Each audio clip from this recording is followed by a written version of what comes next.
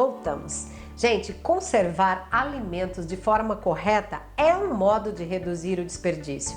Por exemplo, você sabia que terra, areia e serragem são excelentes conservantes para os tubérculos? É isso mesmo. Ó, batata, cenoura, inhame, beterraba e outros tipos de tubérculos, eles vão ficar muito bem e vão durar muito mais se você encher um caixote de madeira, por exemplo, com areia, terra e serragem, desde que bem seca, e deixá-los imersos dentro desse caixote. Tá? É claro que assim, a gente tem muitas outras técnicas, a gente vai ver um pouco de cada e depois a gente vai ver na prática. Então eu vou dar uma pincelada nelas agora, hoje, porque não dá para fazer tudo num dia só, tá? Então, por exemplo, defumação. Defumação usando fumaça das brasas de uma fogueira, longe de agregar só aroma, provavelmente é o método mais antigo conhecido de conservação de alimento, né? O alimento ele pode ser defumado de duas formas. Pelo método frio, em que o alimento ele é defumado em temperatura muito baixa por 24 horas, ele permanece ainda cru, né? A temperatura controlada, ou quente, que é muito fácil a gente fazer esse tipo em casa. Você pode defumar peixe, carne, certos tipos de legumes, embora esse método de defumação não seja o mais adequado para armazenamentos por longo período, tá? A gente tem também a secagem ou desidratação. Desidratar alimentos frescos é uma outra forma de conservar e dá para conservar por muito tempo, mesmo em temperatura ambiente. E os alimentos que são desidratados, eles ocupam pouco espaço. Eles duram muito e ganham mais sabor. O sabor e a doçura às vezes fica acentuado. Alguns fornos, não é o caso do meu, mas eles já vêm com aquela opção para você desidratar. E dá para você fazer uma desidratação caseira mesmo sem ter um desidratador, entendeu? Eu vou ensinar isso aqui inclusive, tá? Aí tem algumas outras técnicas, por exemplo, que usando alguns ingredientes que são conservantes, como por exemplo o sal. O sal ele é um dos conservantes mais antigos. Pode-se conservar tudo com sal, carne, peixe, até hortaliças, recobrindo com sal, ou então você mergulhando eles em uma salmoura entre 8 ou 10%, tá?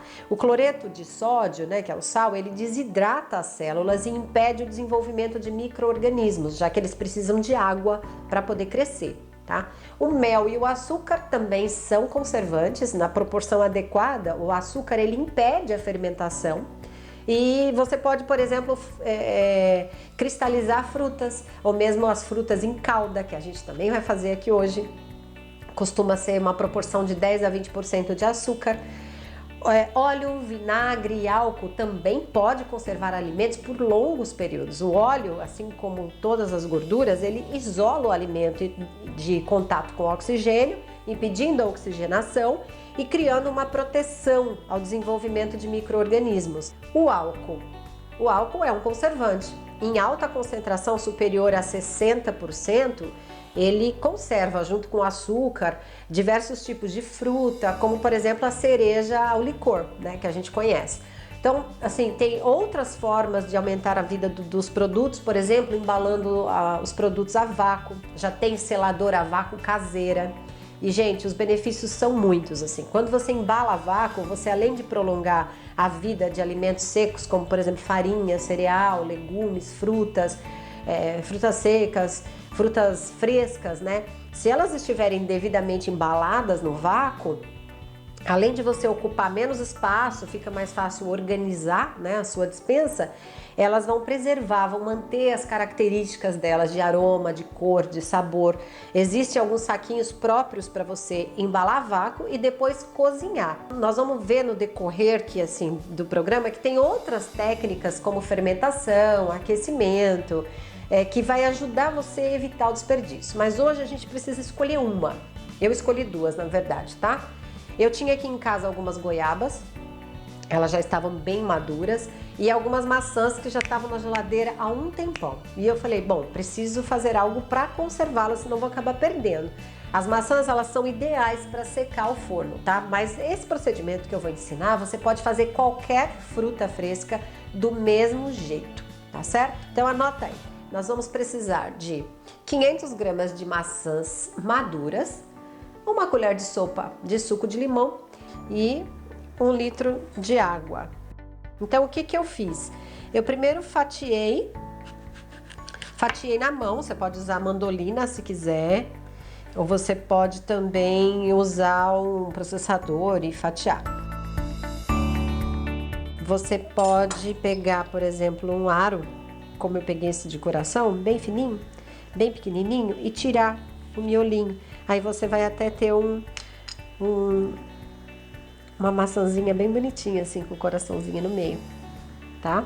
Então você vai cortar em rodelas e já vai levar essas rodelas para a água com limão para que elas não escureçam.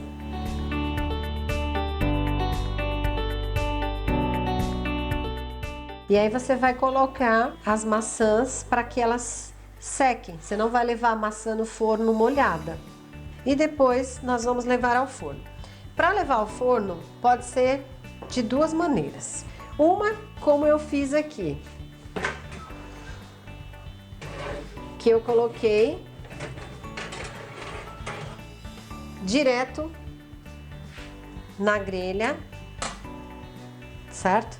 Ou, se você for usar a forma, você coloca um papel manteiga por baixo e depois coloca as rodelas aqui. Para quê? Para poder absorver a água que vai liberar durante o processo. A temperatura do forno tem que estar entre 50 e 60 graus. Por que tem que ser uma baixa temperatura? Porque senão elas vão assar. E eu não quero que elas assem. E não quero que o açúcar que tem na fruta caramelize, porque senão ela vai perder a cor. Tá vendo? Ó, ela tá com cor ainda, certo? Ela tá macia, mas ela tá desidratada e tem cor, e tem sabor, e tem aroma. Aí, você vai colocar dentro do forno, já ligado, e você vai ter que deixar a porta, isso aqui, entreaberta. Pouquinho assim. Tá vendo aqui, ó? Ele tem um pino que aciona o sensor, né?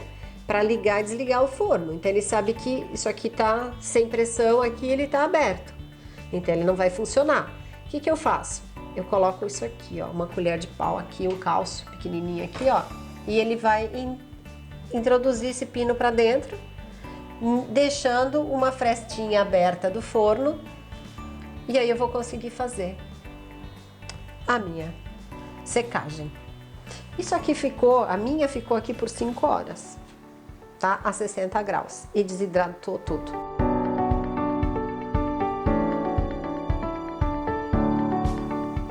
Isso aqui, além de ficar muito bom em bolos, né, que você pode usar, fica legal também para você decorar suas preparações, para você decorar um drink, né? Fica uma textura interessante também se você quiser colocar numa salada. Enfim. Pronta a nossa maçã.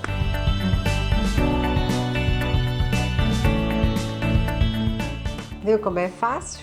Então, eu vou fazer um pequeno intervalo, não vá embora, fica aqui que a parte mais importante desse programa vai vir agora, que vocês vão aprender a fazer compota conserva engarrafada e vão aprender o pulo do gato para fazer o tratamento final para que a sua conserva dure uma eternidade. Não, dura um ano. Tá bom? Até já, eu já volto.